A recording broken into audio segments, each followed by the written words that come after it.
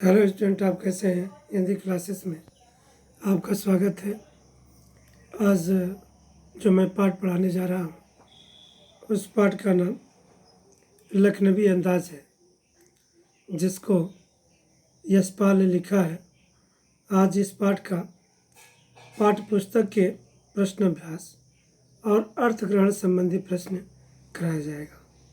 पहला प्रश्न है, लेखक को नवाब साहब के किन हाव भावों से महसूस हुआ कि वे उनसे बातचीत करने के लिए तनिक भी उत्सुक नहीं है? उत्तर है, लेखक को डिब्बे में आया देखकर नवाब साहब की आंखों में असंतोष छा गया। ऐसे लगा मानो लेखक के आने से उनके एकांत में बाधा पड़ गई हो। उन्होंने लेखक से कोई बातचीत नहीं की, उनकी तरफ देखा भी नहीं। वे खिड़की के बाहर देखने का नाटक करने लगे, साथ ही डिब्बे की स्थिति पर गौर करने लगे। इससे लेखक को पता चल गया कि नवाब साहब उनसे बातचीत करने को उत्सुक नहीं है।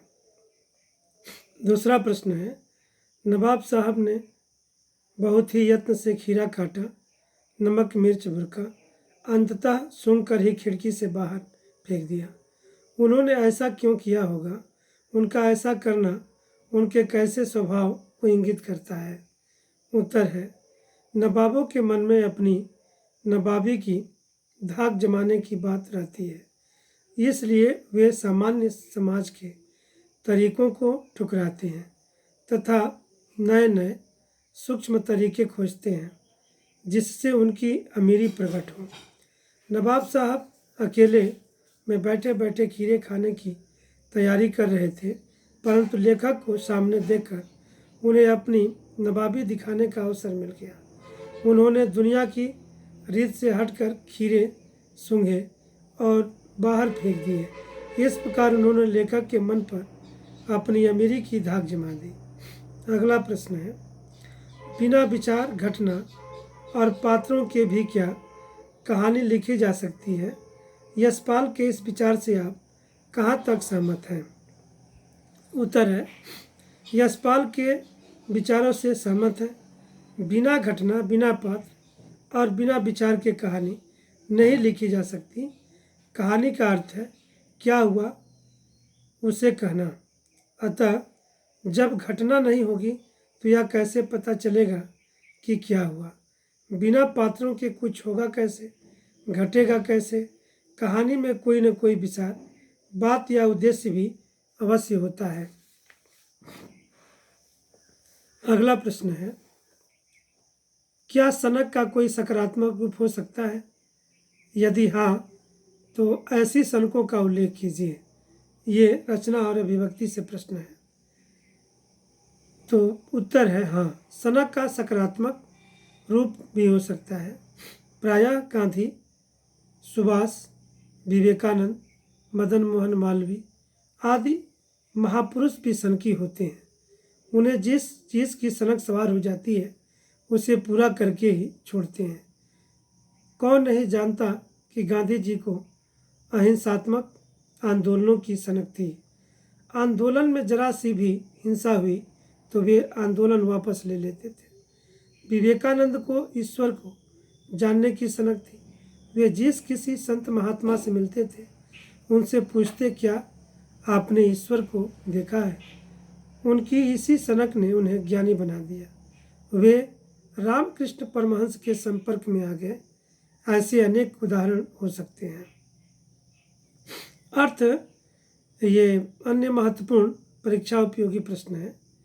लखनवी अंदाज नामक व्यंग का क्या उद्देश्य है? उत्तर है, लखनवी अंदाज नामक व्यंग में लेखक कहना चाहता है कि जीवन में स्थूल और सूक्ष्म दोनों का महत्व है। केवल गंध और स्वाद के सहारे पेट नहीं भरा जा सकता। जो लोग इस तरह पेट भरने और संतुष्ट होने का दिखावा करते हैं वे ढोंगी हैं। अवास्तविक है। इस व्यंग का दूसरा संदेश यह है कि कहानी के लिए कोई न कोई घटना, पात्र और विचार अवश्य चाहिए। बिना घटना और बिना पात्र के कहानी लिखना निरर्थक है। दूसरा प्रश्न है, लखनवी अंदाज शीर्षक के औचित्य पर प्रकाश डालिए। उत्तर है, लखनवी अंदाज शीर्षक व्यंग से भरपूर है। इसमें सूक्ष्मता, कोमलता और शान बान के नाम पर जीवन की सहजता को नकारने का विरोध किया गया है। लेखक कहना चाहता है कि ये लखनवी नवाब खीरे के भोग के नाम पर केवल उसकी गंध और स्वाद लेते हैं। वे इसी में अपनी शान और विशिष्टता मानते हैं, परंतु उनका यह अंदाज अशरीरी है, अवास्तविक है और जीवन विरोधी है। इस विरोध को प्रकट करने के लिए लखनवी अंदाज शीर्षक सार्थक बन पड़ा है। अगला प्रश्न है, विषय वस्तु संबंधी प्रश्नोत्तर। इसको कहते हैं कि लेखक और नवाब दोनों ने सेकेंड क्लास में यात्रा क्यों की। उत्तर है, लेखक ने सेकेंड क्लास में यात्रा क्यों की इसका केवल अनुमान है। लेखक की कल्पना है कि शायद पैसे बचाने के उद्देश्य से नवाब साहब ने मंजिले दर्जे में यात्रा की होगी। लेखक ने अपने बारे में स्वयं लिखा है कि उसने नई कहानी के बारे में कुछ सोचने के लिए तथा खिड़की से प्राकृतिक दृश्य देखने के लिए सेकेंड क्लास की यात्रा की। दोनों को यह विश्वास था कि यह डिब्बा खाली होगा।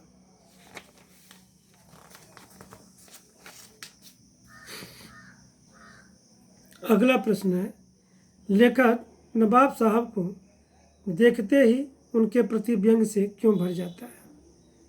उत्तर है, नवाब साहब को देखकर लेखक के मन में लखनवी नवाबों के प्रति पूर्व धारणा है कि वे अपनी आन बान शान को बहुत महत्व देते हैं।